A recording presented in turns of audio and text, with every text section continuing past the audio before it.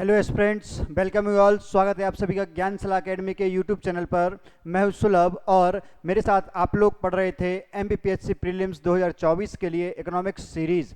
जी हाँ, और इस सीरीज में हमारी अभी क्लास चल रही थी आत्मनिर्भर मध्य प्रदेश की। तो चलिए, लास्ट दो क्लासेस में हमने आत्मनिर्भर मध्य प्रदेश को आधा कवर किया था और आधा हम आज की क्लास में कवर करेंगे। तो चलिए, बिना देर किए हुए जल्दी से पहले पुराना रिवाइज करते हैं 5 मिनट में और फिर हम आगे बढ़ते हैं। तो आत्मनिर्भर मध्य प्रदेश कब प्रारंभ हुआ? सबसे पहले तो आत्मनिर्भर भारत कब प्रारंभ हुआ था?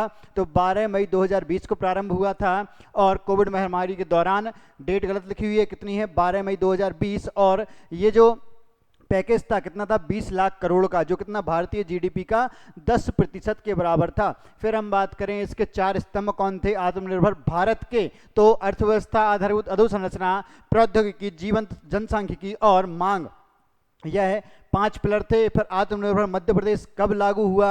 यह लागू हुआ था कब? 12 नवंबर 2020 को। इसके लिए पहली मीटिंग कब हुई थी? पहला एजेंडा कब जारी किया गया? तो 25 अगस्त 2020, 25 अगस्त 2020। और बाद में लागू कब हुआ, जारी कब हुआ? क्या? आत्मनिर्भर मध्य प्रदेश रोड मैप, तो 12 नवंबर 2020। इसको याद रखें, इस डेट को। फिर बात आती है इसके 4 स्तंभ कौन कौन से हैं? किसके? आत्मनिर्भर मध्य प्रदेश के स्तंभ, आत्मनिर्भर मध्य प्रदेश के। तो इसके 4 स्तंभ हैं कौन से? भौतिक अधोसंरचना, वहां क्या थी? वहां बुनियादी अधोसंरचना थी। फिर सुशासन, वहां प्रौद्योगिकी टेक्नोलॉजी थी और यहाँ टेक्नोलॉजी से क्या? सुशासन लाया जाएगा।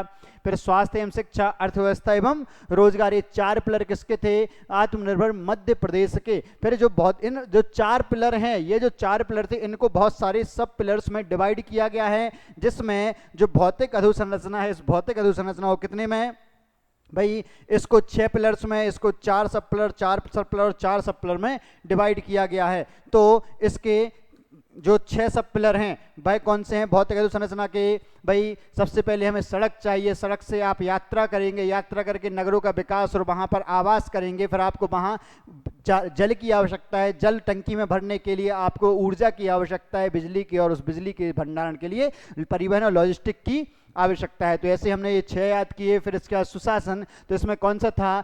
ई गवर्नेंस, मतलब गवर्नेंस में टेक्नोलॉजी, तकनीकी सुग्राहिता, फिर पारदर्शिता, जवाबदेहिता और जन भागीदारी था। फिर इसके बाद था विनियमों का अद्यतन, जो रेगुलेशंस हैं, नियम, दिशा निर्देश, उन सबको अपडेट करना और सरल करना है, अद्यतन और सरलीकरण। फिर शिकायत निवारण, शिकायत निवारण के बारे में, कौन सा? ग्रीवेंस के बारे में। फिर स्वास्थ्य एवं शिक्षा, जो तीसरा पिलर है, उसके 4 सब पिलर क्या हैं भाई? स्वास्थ्य एवं चिकित्सा शिक्षा, स्कूली शिक्षा, उच्च शिक्षा और तकनीकी शिक्षा एवं कौशल विकास, ये 4 हैं इसके। फिर बात करें अर्थव्यवस्था एवं रोजगार की, तो अर्थव्यवस्था रोजगार में हमने याद किया था प्राइमरी सेक्टर, सेकेंडरी सेक्टर और टर्सरी सेक्टर से संबंधित 4 पिलर हैं। प्राइमरी सेक्टर से संबंधित 2 हैं, एक कौन सा है? कृषि और संबद्ध क्षेत्र, और दूसरा है प्राकृतिक संसाधन। ये क्या है? प्राइमरी सेक्टर से संबंधित हैं। हम सेकेंडरी सेक्टर की बात करें, उसमें क्या औद्योगिक गतिविधियां आती हैं, तो उद्योग एवं कौशल विकास। और भाई तृतीयक सेक्टर या टर्सरी सेक्टर में क्या भाई? व्यापार एवं वाणिज्य, क्या? सेवा का काम है, तो व्यापार एवं वाणिज्य। तो चलिए, इसके बाद हमने इसके जो अधोसंरचना के 6 पार्ट हैं, उनमें कौन कौन सी योजनाएं चलाई जा रही हैं वो हमने पढ़ी। खैर, अब वो बहुत सारी चीजें हम यहाँ रिवाइज नहीं करेंगे, बस याद रखो। सड़क के लिए क्या? फ्लैगशिप परियोजनाओं को ट्रैक करने की बात की थी, यही चंबल हुआ। फिर टोल प्लाजा जो है वो कंप्यूटरकृत करने थे, 500 करोड़ का ऑफ रोड बजट लेना था, ऑफ बजट ऋण लेना था, ठीक है। फिर इसके अलावा और किसी RAMS सिस्टम की बात की गई थी। फिर यात्रा एवं पर्यटन की बात आई थी, उसमें बफर में सफर की बात थी। किसकी? बफर में सफर की बात थी, टाइगर सफारी की बात थी। इसमें थीम सर्किट आधारित पर्यटन की बात थी, थीम आधारित सर्किट पर्यटन की बात थी। फिर नगरीय आवास एवं विकास, तो इसमें बहुत सारी रणनीतियां थी। इसमें भाई सैनिटेशन की भी बात थी, इसमें सीवरेज की भी बात थी, इसमें वायु गुणवत्ता की बात थी, इसमें इंट्रा सिटी ट्रांसपोर्ट की भी बात थी। 14 शहरों से बढ़ाकर 20 शहरों में करनी थी। इसमें मेट्रो परियोजनाओं की भी बात थी। तो ये सारी चीजें, सारी सेक्टर्स हमने करीब 5 प्रकार की रणनीतियां इसमें पढ़ी थी। भाई समावेशी विकास था, इको फ्रेंडली विकास था। याद आ रहा है कुछ? शुरू के जो 2 वीडियो हमने आत्मनिर्भर मध्य प्रदेश के बारे में पढ़े, तो भाई वो थे। फिर जल से संबंधित क्या था? निवाड़ी बुरहानपुर को 100% नल जल सुविधा करनी थी।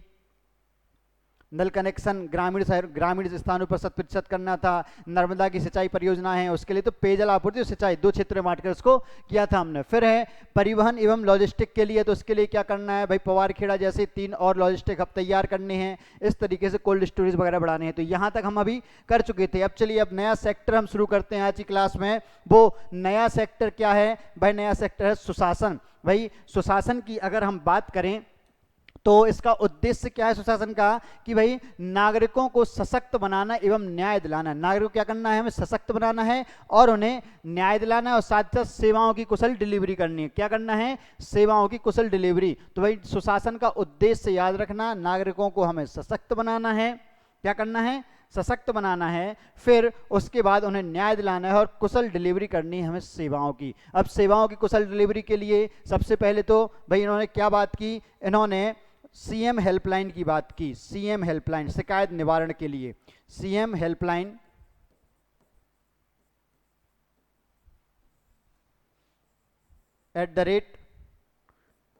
@MP, इस तरीके से एक हेल्पलाइन की बात की जिसके माध्यम से सारी शिकायतों का निवारण किया जाएगा। क्या किया जाएगा, सारी शिकायतों का निवारण किया जाएगा।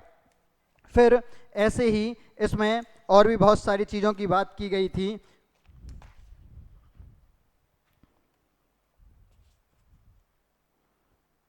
चलिए, और फिर अब सुशासन में क्या, सुशासन किससे, प्रौद्योगिकी से कनेक्टेड था। किससे, प्रौद्योगिकी। आप इस यहाँ पर जो ब्राउज़र देख रहे होंगे, जो पिक्चर आप यहाँ देख रहे होंगे, यहाँ देखिए, यहाँ क्या टेक्नोलॉजी की बात है। क्या टेक्नोलॉजी की बात है। अगर हमें पारदर्शिता लानी है और टेक्नोलॉजी से जोड़ दीजिए तो क्या होगा, पारदर्शिता आ जाएगी अगर हम सुशासन को टेक्नोलॉजी से, ई गवर्नेंस से जोड़ दें। क्यों, सारी सूचनाएं वेबसाइट पर, पोर्टल पर प्रस्तुत की जाएंगी। अब पोर्टल की बात की तो क्या करना है, सेवाओं के लिए एकीकृत पोर्टल, सेवाओं हेतु एकल पोर्टल बनाना है।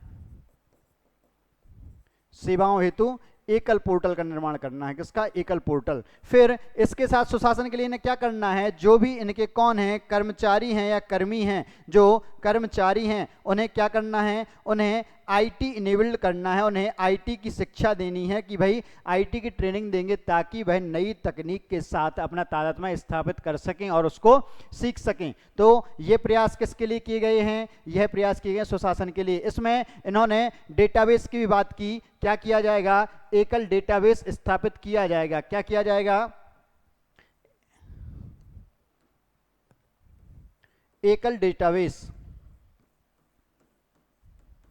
नागरिकों का एकल डेटाबेस तैयार होगा। किसका होगा, नागरिकों का एकल डेटाबेस। साथ ही साथ इन्होंने क्या, एम गवर्नेंस की बात की। एम गवर्नेंस मतलब मोबाइल गवर्नेंस हमें दिलाना है। तो मोबाइल गवर्नेंस के लिए क्या, अलग अलग विभागों की एप्लीकेशंस डेवलप की जाएंगी। सभी जो डॉक्यूमेंट हैं वह क्या, ऑनलाइन अपलोड किए जाएंगे। क्या, जो डॉक्यूमेंट्स हैं वह ऑनलाइन अपलोड किए जाएंगे और साथ ही सारी सेवाएं आप मोबाइल के माध्यम से प्राप्त कर पाएंगे। आपको भाई मोबाइल में आप कोई सेवा के लिए अप्लाई करते हैं तो मोबाइल में मैसेज के माध्यम से उसकी क्या होगी, आपको जानकारी भी प्राप्त होगी। क्या होगी, जानकारी प्राप्त होगी। साथ ही साथ इन्होंने क्या, नो योर एलिजिबिलिटी,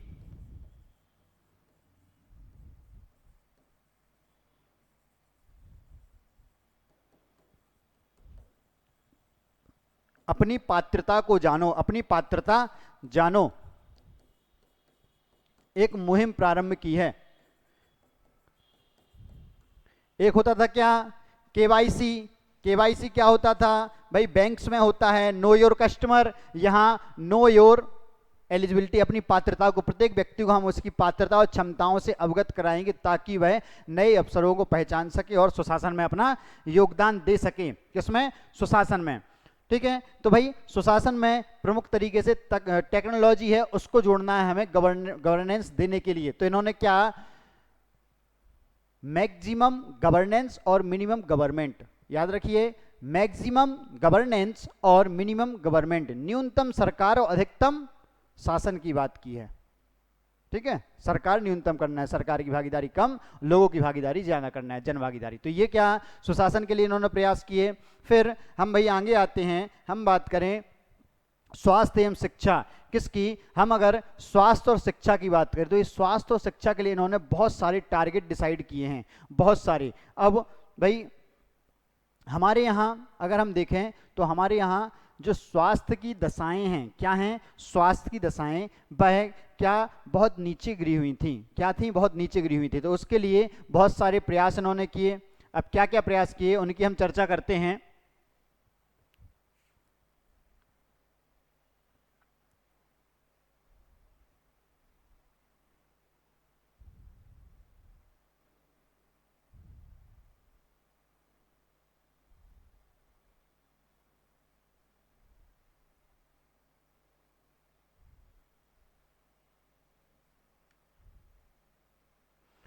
देखिए दोस्तों, आपको ये सारी चीज़ें आज ही याद करनी हैं, याद करनी है सारी चीज़ें मैं आपको याद करा कर ही जाऊंगा यहाँ से, बगैर याद कराए यहाँ से जाऊंगा नहीं। आप टेंशन ना लें, बस 1 मिनट का वेट कीजिए।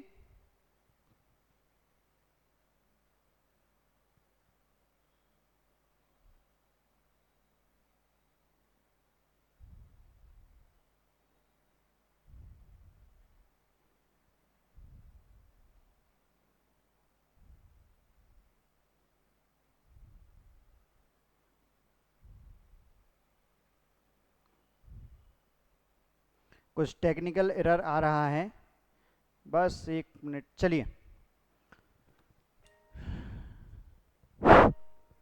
आवाज़, हेलो, चलिए शुरू करते हैं।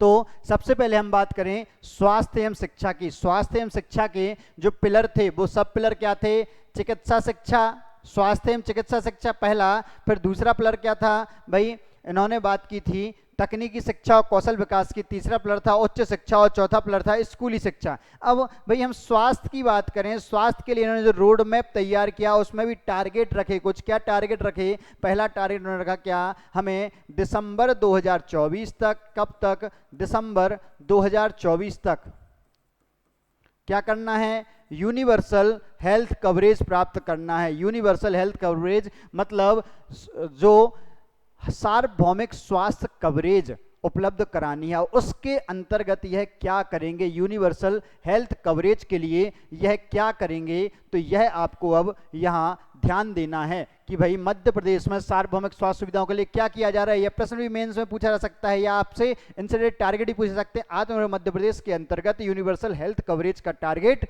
कब का है? तो दिसंबर 2024 का यह टारगेट रखा गया है। फिर इसके अंतर्गत इन्होंने कौन कौन से और लक्ष्य निर्धारित किए हैं? इन्होंने कहा सबसे पहले तो हम किस में? आयुष्मान भारत में। आयुष्मान भारत में, आयुष्मान भारत में क्या करेंगे? जो नामांकन है आयुष्मान भारत में, नामांकन कितने? इनमें 25% की वृद्धि करनी है, 25% इंक्रीज करने हैं आयुष्मान भारत में नामांकन। याद रखिए यूनिवर्सल हेल्थ कवरेज के लिए। साथ ही साथ भाई सबसे पहले उन्होंने कहा भाई यूनिवर्सल हेल्थ कवरेज करना तो हमें खर्च बढ़ाना पड़ेगा, तो स्वास्थ्य पर बजट का कितना? 8% खर्च करना है। बजट का 8% कहाँ? स्वास्थ्य पर खर्च करना है। फिर इन्होंने बात की, इन्होंने कहा आयुष्मान भारत के अंतर्गत क्या हेल्थ एंड वेलनेस सेंटर की बात की गई थी, तो इन्होंने कहा जो हेल्थ एंड वेलनेस सेंटर, तो इन्होंने कहा जो 10,000 क्या है भाई? क्या है? उप स्वास्थ्य केंद्र। उप स्वास्थ्य केंद्र 10,000 मध्य प्रदेश के उप स्वास्थ्य केंद्र, और इसके साथ ही प्लस कितने? 1200 पीएचसी। पीएचसी क्या होते हैं भाई? प्राथमिक स्वास्थ्य केंद्र। उप स्वास्थ्य केंद्र क्या होते हैं? एसएचसी, सब हेल्थ सेंटर, सब सेल हेल्थ सेंटर। तो उप स्वास्थ्य केंद्र 1200 पीएचसी। तो इन्हें क्या करना है? इन्हें मिलाकर क्या? इन्हें हमें कन्वर्टेड करना है एचडब्ल्यूसी, मतलब हेल्थ एंड वेलनेस सेंटर में। हेल्थ एंड वेलनेस सेंटर, इनके मानक और अच्छे हैं हेल्थ एंड वेलनेस सेंटर के। तो यहाँ पर जो मानकीकरण है वो हेल्थ एंड वेलनेस सेंटर के अकॉर्डिंग किया जाएगा, जिससे यहाँ पर अच्छी स्वास्थ्य सुविधाएं प्राप्त होंगी। साथ ही साथ इन्होंने क्या बात की? इन्होंने बात की कि भाई ये स्क्रीनशॉट लेते, ये नोट करते जाएं आप साथ में, तो आपको ये पढ़ने में आसानी होगी, याद करने में आसानी होगी। तो जल्दी जल्दी हाथ चलाते जाएं और इसको नोट भी करते जाएं। चलिए अब हम बात करें कि इन्होंने यूनिवर्सल हेल्थ कवरेज के लिए ये तो बात की, यूनिवर्सल हेल्थ कवरेज के लिए। साथ ही इन्होंने क्या कहा कि भाई हमें कितने?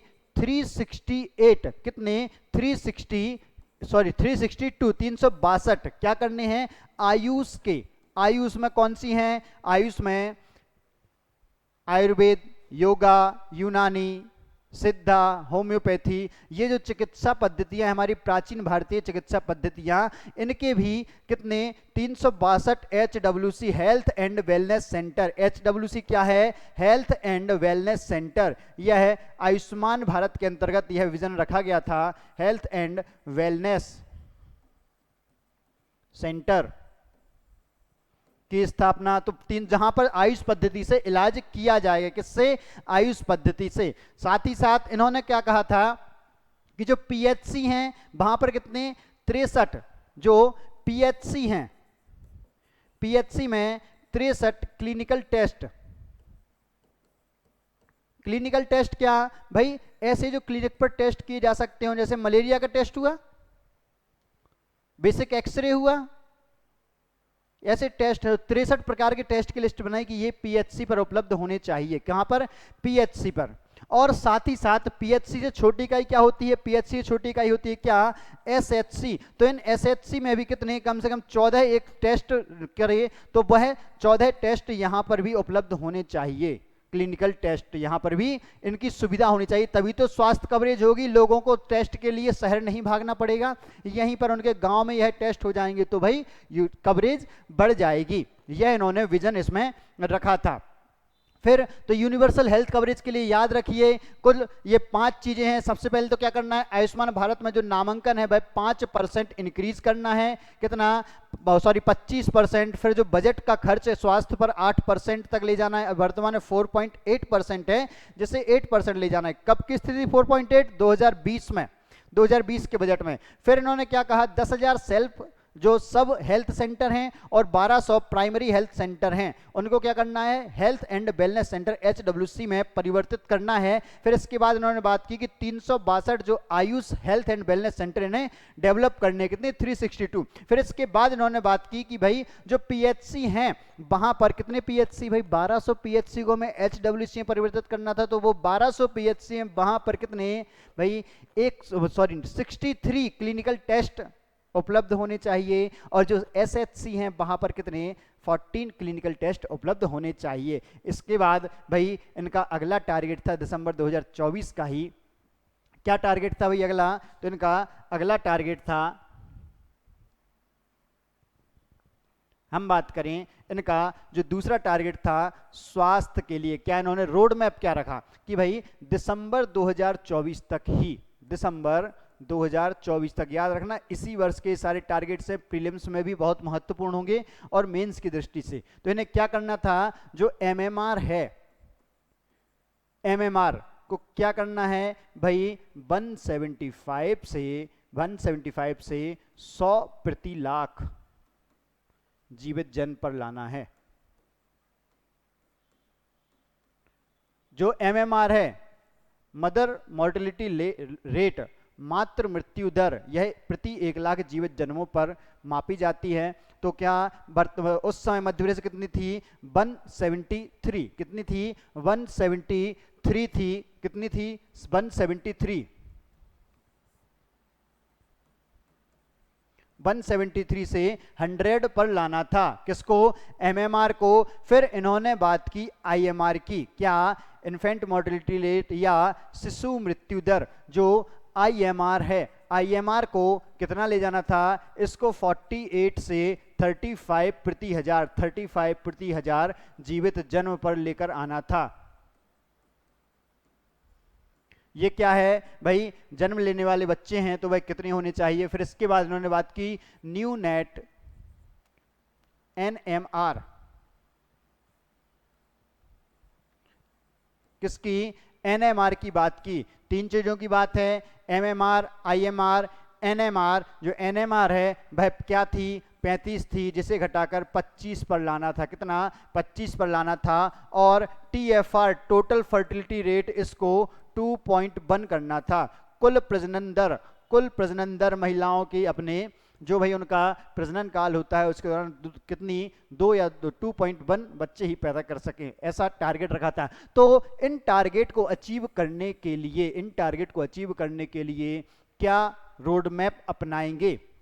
उसकी बात करें भाई, इसके दिसंबर 2024 तक इनका लक्ष्य कितना है, दिसंबर 2024 तक, इसके लिए क्या टारगेट अपनाएंगे? तो बात करते हैं, सबसे पहले तो इन्हें क्या करना है भाई, प्रसव केंद्रों की स्थापना करनी है। तो कितने भाई, ये सभी क्या हैं, एमएमआर आईएमआर, भाई जन्म के दौरान होती है ये समस्या, ये भी जन्म से संबंधित है। तो भाई सबसे पहले तो 1600 क्या करने हैं, अत्याधुनिक, बहुत ही आधुनिक तकनीक से लैस अत्याधुनिक प्रसव केंद्रों की स्थापना, डिलीवरी सेंटर, अत्याधुनिक प्रसव केंद्रों की स्थापना करनी है। कितने, 1600। तो प्रश्न आएगा, आत्मनिर्भर मध्य प्रदेश के अंतर्गत मध्य प्रदेश सरकार को 2024 तक, दिसंबर 2024 तक कितने अत्याधुनिक प्रसव केंद्रों की स्थापना करनी थी?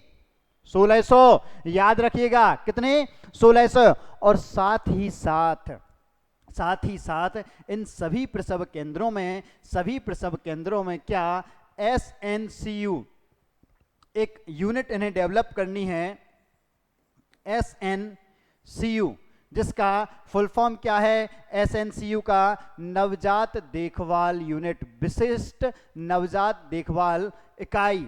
तो इसे हम क्या बोलेंगे, विशिष्ट मतलब स्पेशल, नवजात मतलब नियो, देखभाल मतलब केयर, यूनिट मतलब इकाई। तो ये क्या हुई, स्पेशल न्यू केयर यूनिट, इसकी स्थापना करनी थी। यह पॉइंट आप याद रखें, महत्वपूर्ण पॉइंट है कि भाई 1600 अत्याधुनिक प्रसव केंद्र स्थापित करने और प्रत्येक प्रसव केंद्र पर क्या एक SNCU यूनिट स्थापित करनी है। क्या है यह, स्पेशल न्यू केयर यूनिट, विशिष्ट नवजात देखभाल इकाई की स्थापना की जानी है। चलिए आगे बढ़ते हैं। अगर हम आगे बढ़ें तो अगला टारगेट इन्होंने क्या रखा है इसमें, भाई 1600 ये करने हैं, फिर SNCU की स्थापना, ये हमने देखा। दूसरा पॉइंट आपका क्या हो गया, SNCU कहाँ, प्रत्येक प्रसव केंद्र में। यह जो 1600 प्रसव केंद्र स्थापित किए जाएंगे इन्हीं 1600 प्रसव केंद्रों में। फिर ये क्या करना है इन्हें, एक ये पोर्टल बनाएंगे, कौन सा, RCH पोर्टल। तो इस पोर्टल पर क्या करना है, सभी गर्भवती महिलाओं को रजिस्टर करना है। RCH पोर्टल बनाएंगे जिस पर क्या सभी जो गर्भवती महिलाएं हैं उन्हें रजिस्टर करेंगे और फिर उनको मॉनिटर करेंगे। इस पोर्टल के माध्यम से महिलाओं को मॉनिटर करेंगे कि भाई जो गर्भावस्था के दौरान है उनकी स्वास्थ्य की स्थिति को मॉनिटर करेंगे, और मतलब प्रसव के पश्चात, गर्भावस्था पूर्व, प्रसव पूर्व, प्रसव के पश्चात जो देखभाल की उन्हें जरूरत है महिलाओं को, उसको प्रदान करेंगे। और इसमें कितनी, लगभग 1200 महिलाओं को पूर्ण एंटीनेटल केयर, क्या, पूर्ण एंटीनेटल केयर, गर्भावस्था के दौरान जो देखभाल की जरूरत है वह प्रदान करेंगे। RCH पोर्टल, जिससे क्या 12 लाख महिलाओं को, 12 लाख महिलाओं को क्या करना है,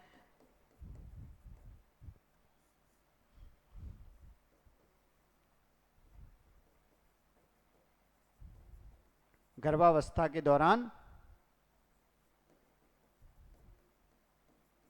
देखभाल।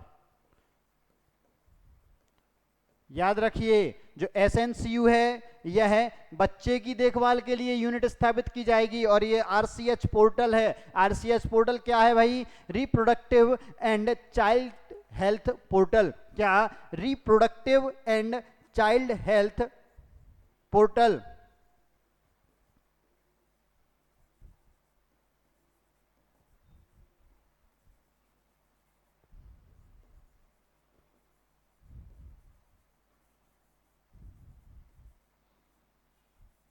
ये फुल फॉर्म भी आप लिख लीजिए, पूछा जा सकता है। तो कितनी, 12 लाख महिलाओं को इससे जोड़ना है, कितनी, 12 लाख महिलाओं को। अब साथ ही साथ इन्होंने क्या बात की कि भाई इन्होंने बात की, ये आप नोट कर लीजिए, नोट हुआ आपका, ये मैं इरेज कर रहा हूं। चलिए इरेज करता हूं या स्क्रीनशॉट ले लीजिए इसका। चलिए अब आगे बात करें कि जो आरसीएच पोर्टल है, इन्होंने क्या बात की, ये जो आरसीएच पोर्टल बनेगा, जो क्या बनेगा, आरसीएच पोर्टल, आरसीएच पोर्टल में जो महिलाएं रजिस्टर्ड होंगी, उन महिलाओं को आरसीएच पोर्टल पर पंजीकृत महिलाएं, आवाज सभी को आ रही है ना, आवाज में कोई प्रॉब्लम आए तो आप कमेंट कर दीजिएगा। जो पंजीकृत महिलाएं हैं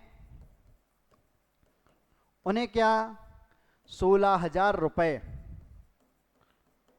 16,000 रुपए की सहायता राशि प्रदान की जाएगी, दो अलग अलग किस्तों में। कितने की, 16,000 रुपए की क्या होगी, आर्थिक सहायता। पंजीकृत गर्भवती महिलाएं, यहां याद रखना गर्भवती महिलाओं को ही पंजीकृत किया जाएगा इसमें, किनको, गर्भवती महिलाओं को। तो कितनी, 16,000 महिलाओं, सॉरी जो 12 लाख महिलाएं होंगी उनमें से भाई जो चुनी हुई 7.5 लाख महिलाएं हैं उन्हें कितना, 16,000 रुपए की आर्थिक सहायता सुनिश्चित की जाएगी। साथ ही साथ इन्होंने क्या बात की, इन्होंने कहा कि भाई जो 0 से 5 वर्ष के, कितने, 0 से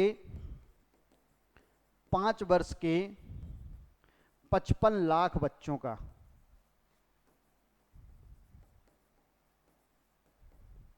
पूर्ण टीकाकरण, क्या करना है, पूर्ण टीकाकरण करना है। और यह टीकाकरण कब, प्रति वर्ष होना चाहिए, प्रति वर्ष यह टीकाकरण, कि भाई जो बच्चे जिस वर्ष पैदा हुए उनके उस वर्ष में जितने टीके लगने हैं वो सारे टीके तभी लग जाएं, इस बात का विशेष ध्यान रखना है। क्या रखना है, इस बात का विशेष ध्यान, किसके लिए, तो भाई यह किसके लिए याद रखा जाएगा, टीकाकरण के लिए। फिर भाई जो परिवार कल्याण कार्यक्रम, परिवार कल्याण मतलब, परिवार कल्याण को क्या समझेंगे आप, परिवार नियोजन से, परिवार कल्याण कार्यक्रम जो है इसे किससे, इसे जोड़ा जाएगा मातृ स्वास्थ्य से जोड़ा जाएगा, मातृ स्वास्थ्य से। जो देखो, अगर माता के स्वास्थ्य से हमने परिवार नियोजन और परिवार कल्याण को जोड़ दिया तो क्या भाई, मातृत्व मृत्यु दर भी कम होगी, नवजात मृत्यु दर भी कम होगी, टीएफआर में भी कमी आएगी और जागरूकता भी समाज में आएगी, अगर इन चीज़ों को हम आपस में जोड़ देंगे। इसलिए यह टारगेट इनके द्वारा अपनाया गया है। फिर इन्होंने एक टारगेट क्या रखा कि भाई हमें दिसंबर 2024 तक टीबी उन्मूलन करना है। क्या करना है, टीबी उन्मूलन की दिशा में कार्य करना है, टीबी उन्मूलन, क्योंकि यह भी बहुत बड़ी समस्या है जिसके कारण बच्चों की और महिलाओं की मृत्यु हो जाती है गर्भावस्था के दौरान, मां से बच्चे तक ये टीबी फैल भी रहा है। तो क्या टीबी उन्मूलन की दिशा में भी कार्य करना है। तो भाई एमएमआर, आईएमआर और एनएमआर और टीएफआर कितना करना है, फिर इसको इतना करने के लिए क्या रोड मैप अपनाया जाएगा, यह देखा आपने, यह याद किया तो याद कर लीजिए। आरसीएच पोर्टल पर 12 लाख महिलाओं को रजिस्टर्ड किया जाना है। इन 12 लाख महिलाओं में से 7.5 लाख महिलाओं को 16,000 रुपए मात्र सहायता के रूप में, प्रसूति सहायता के रूप में 2 किस्तों में प्रदान किए जाएंगे। फिर 0 से 5 वर्ष तक के जो 55 लाख बच्चे उनका प्रति वर्ष टीकाकरण होगा। फिर परिवार कल्याण कार्यक्रम को मात्र स्वास्थ्य से जोड़ना है और टीबी उन्मूलन की दिशा में कार्य करना है कि दिसंबर 2024 तक क्या करना है, टीबी उन्मूलन करना है। फिर भाई इसके लिए मातृ स्वास्थ्य के लिए क्या करना है, सबसे पहले तो 1600 आधुनिक प्रसव केंद्रों की स्थापना, उनमें एक क्या होगी, विशिष्ट जो नवजात देखभाल यूनिट है उसकी स्थापना की जाएगी। याद रखिए किसकी, SNCU की स्थापना की जाएगी। फिर इसके अलावा इन्होंने एक तीसरा टारगेट भी रखा। क्या रखा, एक तीसरा टारगेट इन्होंने रखा। अब तीसरा टारगेट क्या था, जो स्वास्थ्य और चिकित्सा संस्थान हैं, शिक्षा संस्थान हैं, उनका सुदृढ़ीकरण करना है। तो मतलब जो तीसरा टारगेट क्या रखा इन्होंने कि दिसंबर 2024 तक स्वास्थ्य व शिक्षा संस्थान, ये बहुत ज़्यादा आपको इसमें पॉइंट नहीं मिलेंगे, संस्थानों का सुदृढ़ीकरण मतलब उनकी स्थिति में सुधार करना है। क्या करना है, उनकी स्थिति में सुधार करना है, इनका सुदृढ़ीकरण करना है। अब इसके लिए भी इन्होंने नई चीज़ें की बात की, जैसे इन्होंने कहा कि राज्य में जो पिछड़े क्षेत्र हैं, जो पिछड़े क्षेत्र, अब देखो स्वास्थ्य, पहले स्वास्थ्य ढांचे की अगर हम बात करें तो इन्होंने क्या कहा, जो पिछड़े क्षेत्र हैं, पिछड़े क्षेत्र वहां पर कितने 311 नए प्राथमिक स्वास्थ्य केंद्र पीएचसी स्थापित करने, कितने 311 नए, कितने 311 नए प्राथमिक स्वास्थ्य केंद्र स्थापित करने हैं और 308 नए क्या करने हैं, सब हेल्थ सेंटर स्थापित करने हैं। 311 पीएचसी और 308 सब हेल्थ सेंटर स्थापित करने हैं नए। और साथ ही साथ इन्होंने क्या बात की कि जो पुराने 61 पीएचसी थे, 61 पीएचसी थे, इनको कितने सीएचसी में कन्वर्ट करना है, किसमें सीएचसी में कन्वर्ट करना है। और जो क्या थे 21 सीएचसी थे, 21 सीएचसी क्या है, कम्युनिटी हेल्थ सेंटर, सामुदायिक स्वास्थ्य केंद्र, सामुदायिक स्वास्थ्य केंद्र, प्राथमिक स्वास्थ्य केंद्र, यह है उप स्वास्थ्य केंद्र। जो 21 क्या है सामुदायिक स्वास्थ्य केंद्र, इन्हें क्या सिविल अस्पताल में परिवर्तित करना है। तो इससे क्या होगा, सिविल, इन्हें क्या सिविल अस्पताल बनाना है। इससे क्या जो संस्थान हैं, जो संस्थाएं भाई जो स्वास्थ्य सुविधाएं दे रही है, उनकी गुणवत्ता में सुधार होगा और साथ ही साथ पहुंच भी बढ़ेगी, दोनों चीजें हैं। तो भाई गुणवत्ता में सुदृढ़ीकरण में सुधार होगा, इनका उनका उन्नयन होगा, उनकी दशाओं में, उनमें स्टाफ में और फैसिलिटीज में। तो क्या 311 नए पीएचसी, 308 नए एसएचसी, 61 पीएचसी को सीएचसी में कन्वर्ट करना है, 21 सीएचसी को सिविल अस्पताल में कन्वर्टेड करना है। इसके अलावा इन्होंने क्या बात की, जो भोपाल है और इंदौर है, क्या है भोपाल और इंदौर में, याद रखिएगा यह सीधा प्रश्न आएगा आपको, भोपाल एंड इंदौर में क्या करना है, आयुष के लिए, आयुष सुपर स्पेशलिटी हॉस्पिटल,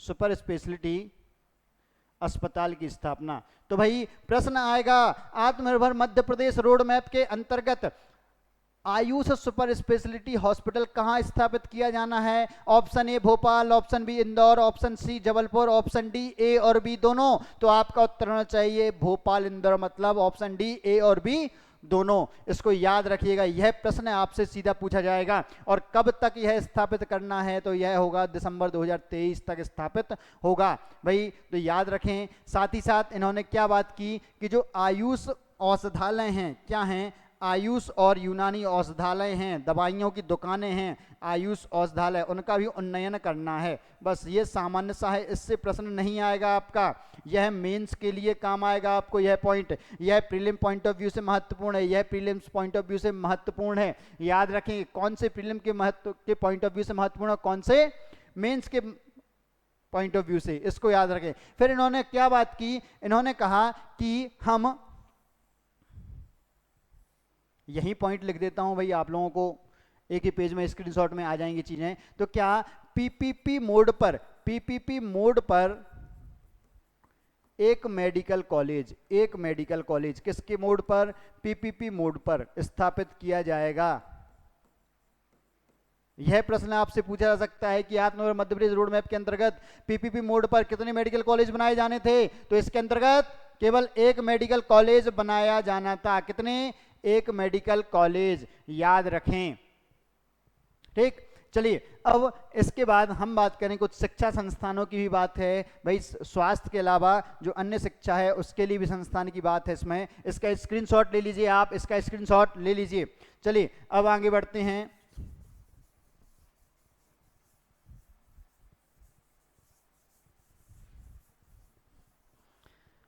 अब हम आगे बात करें तो इन्होंने क्या बात की कि भाई जो क्या है आईटीआई हैं, क्या आईटीआई, तकनीकी शिक्षा की बात करें, तकनीकी शिक्षा के लिए क्या बात की इन्होंने,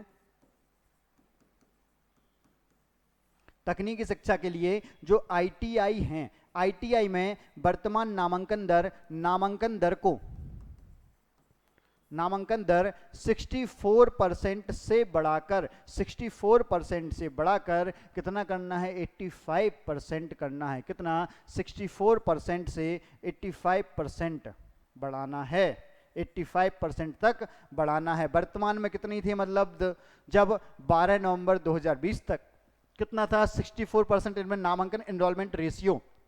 इसे कितना 85% करना था। साथ ही साथ आईटीआई से जो प्लेसमेंट होता है, यहाँ किसकी बात है, यहाँ है नामांकन की बात, यहाँ नामांकन की बात है, और प्लेसमेंट है जो कितना था 20% था, इसे इंक्रीज कर कर 30% तक ले जाना है कि आईटीआई से जो प्लेसमेंट हो वो 30% तक हो। यह टारगेट रखा गया, कितना 30% का टारगेट इसमें रखा गया था। फिर भाई इन्होंने जो कॉलेज हैं सामान्य, भाई कला वाणिज्य विज्ञान की शिक्षा देने वाले कॉलेजेस हैं, उनके भी संस्थानों की बिल्डिंग्स की, इमारत की, इंफ्रास्ट्रक्चर के उन्नयन की बात की। जैसे इन्होंने कहा 75 महाविद्यालय होंगे और इनकी नई इमारत बनेगी, 75 महाविद्यालयों की नई इमारत बनेगी और 200 महाविद्यालयों क्या होगा, एक भाई अधोसंरचना विकास। ये पॉइंट आपको नहीं पूछा जाएगा, इसलिए आपको नहीं करना है। बस अब यहां पर क्या आप ध्यान दीजिए, 10,000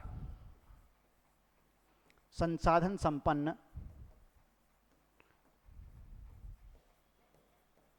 स्कूल स्थापित किए जाएंगे। 10,000 संसाधन संपन्न स्कूल स्थापित किए जाएंगे। इसको आप याद रखें, किसको, 10,000 संसाधन संपन्न स्कूल स्थापित किए जाएंगे। तो यह महत्वपूर्ण है। तो भाई क्या स्वास्थ्य एवं शिक्षा संस्थानों के सुदृढ़ीकरण के लिए हमने स्वास्थ्य के जो संस्थान हैं उनकी बात की, जो सेंटर्स हैं उनकी बात की, उनमें कैसे उन्नयन होगा। 311 पीएचसी, 308 एसएचसी, 61 पीएचसी को सीएचसी में बदला जाएगा। फिर 21 सीएचसी को किसमें, सिविल अस्पताल में बदला जाएगा। याद है, पीपीपी मोड पर एक क्या बनेगा, मेडिकल कॉलेज बनेगा। क्या बनेगा, मेडिकल कॉलेज। तकनीकी शिक्षा में आईटीआई में नामांकन को 64% से बढ़ाकर 85% तक करना है। इनका प्लेसमेंट जो 20% था उसको बढ़ाकर हमें कितना 30% करना है। कितना करना है, 30%। शिक्षा के मानक भी नए स्थापित करने हैं। क्या करने हैं, नए मानक स्थापित करने हैं। इसको भी आप याद रखें। फिर और इसके बाद एक और फैक्ट था, जो इंदौर और भोपाल में आयुष के लिए सुपर स्पेशली हॉस्पिटल स्थापित करना है। क्या करना है, सुपर स्पेशलिटी हॉस्पिटल। इसके अलावा इन्होंने क्या, जो सेवाओं गुणवत्ताओं को प्रदान करने हैं उसके लिए भी कुछ टारगेट रखे थे, वह हम नहीं कर रहे हैं। बहुत ज़्यादा महत्वपूर्ण नहीं है प्री के पॉइंट ऑफ व्यू से, आपके लिए प्री के पॉइंट ऑफ व्यू से महत्वपूर्ण नहीं है, इसको याद रखें। वो मेंस के लिए भले बहुत महत्वपूर्ण हो जाएंगे, मेंस के लिए महत्वपूर्ण हो जाएंगे। चलिए, इसके अलावा इन्होंने क्या बात की, सेवाओं में कुछ दो चार चीज़ें याद रखो कि पहले तो जितने भी पीएचसी हैं, सीएचसी हैं, एसएचसी हैं, है ना, प्लस जो एचडब्ल्यूसी हैं, इन्हें क्या आईसीटी, इंफॉर्मेशन कम्युनिकेशन टेक्नोलॉजी, मतलब इंटरनेट सुविधाओं के माध्यम से जोड़ना है, ताकि इलेक्ट्रॉनिक माध्यम जो सुविधाएं उपलब्ध करा सकते हैं वह हम दे सकें। एम सर्विस की बात हुई थी ना, वो भी हम इसको उपलब्ध करा सके। फिर इसके साथ इन्होंने क्या कहा, हम करेंगे डेटा का एकीकरण, स्वास्थ्य डेटा का एकीकरण करेंगे। तो इससे क्या होगा भाई, टेली मेडिसिन की बात इन्होंने की कि टेली मेडिसिन विशेषज्ञों के माध्यम से। टेली मेडिसिन क्या होता है भाई, मैं यहाँ बैठा हूँ, मुझे बुखार है, तो मैं क्या करूँगा, एक ऐप है वहाँ लॉगिन करूँगा, उस ऐप में जो डॉक्टर अवेलेबल हैं उन डॉक्टर से मैं भाई परामर्श लूँगा। 500 की जगह मुझे 50 रुपए क्या लगेगी, परामर्श शुल्क लगेगी डॉक्टर की, मेरा वो पैसा ही बचा, वहाँ जाने का समय ही बचा, लाइन में भी नहीं लगा रहना पड़ा, और घर बैठे मुझे प्रिस्क्रिप्शन डॉक्टर का मिल गया और मैंने अपने भाई किसी मित्र से क्या दवा मंगा ली। तो टेलीमेडिसिन से भी क्या स्वास्थ्य कवरेज इंक्रीज होगी। तो क्या टेलीमेडिसिन की बात भी इसमें की गई थी, किसकी, टेलीमेडिसिन की। तो आप इसको भी बहुत महत्वपूर्ण तरीके से याद रखें। फिर इन्होंने क्या भाई, एक बात की थी, मूक, बहुत महत्वपूर्ण,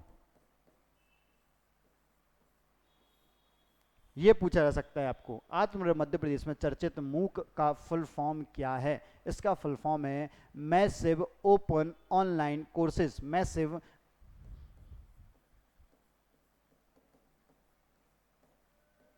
ओपन ऑनलाइन कोर्सेज। यह किस चीज के लिए, यह है ई लर्निंग को,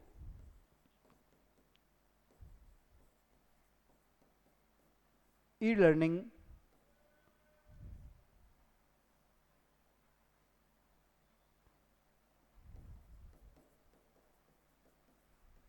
ई लर्निंग को प्रोत्साहन करने के लिए massive open online courses launch किए जाएं। क्यों? यह जो दौर था, यह दौर था किसका? कोविड का दौर था। किसका?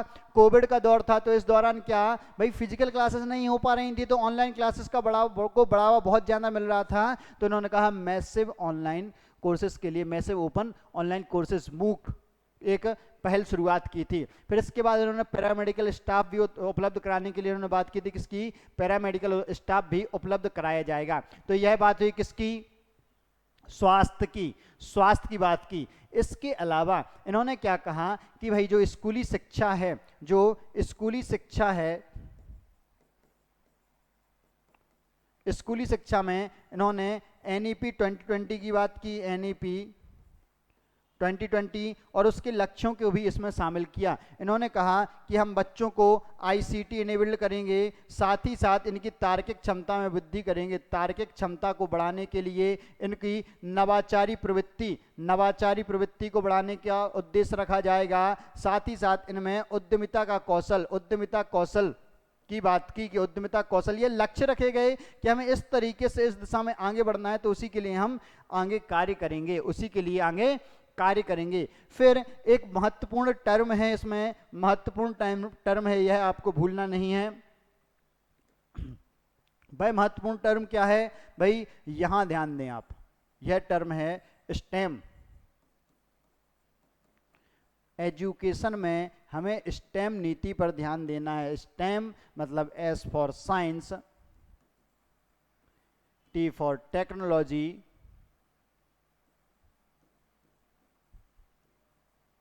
ई फॉर इंजीनियरिंग और एम फॉर मैथमेटिक्स।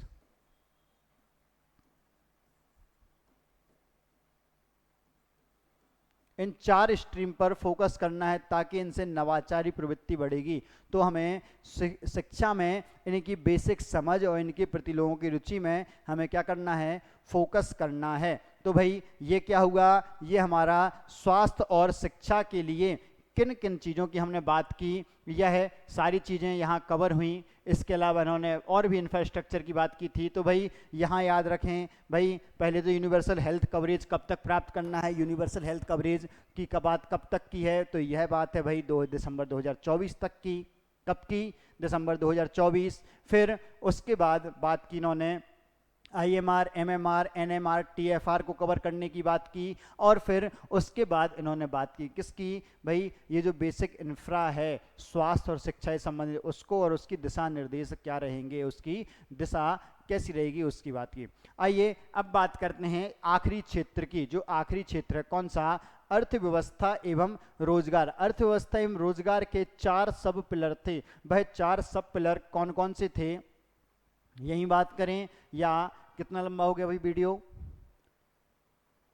40 मिनट से लंबा हो गया है। चलिए अब अगले क्लास में, अगली वीडियो में हम इसकी चर्चा करेंगे। भाई यह वीडियो हम यहीं समाप्त करते हैं, और भाई जो दूसरा वीडियो होगा उसमें हम इसकी बात करेंगे अर्थव्यवस्था। ये अच्छा भी रहेगा। एक वीडियो में क्या होगा भाई, आप बेसिक बना लें, दूसरे में आप भौतिक का पूरा भौतिक अधोसंरचना, तीसरे में आपको सुशासन और स्वास्थ्य एवं चिकित्सा शिक्षा से मिल जाएगा, और स्वास्थ्य एवं शिक्षा से। अब अगली वीडियो हम अर्थव्यवस्था एवं रोजगार, इस चौथे सब पिलर की बात कर लेंगे।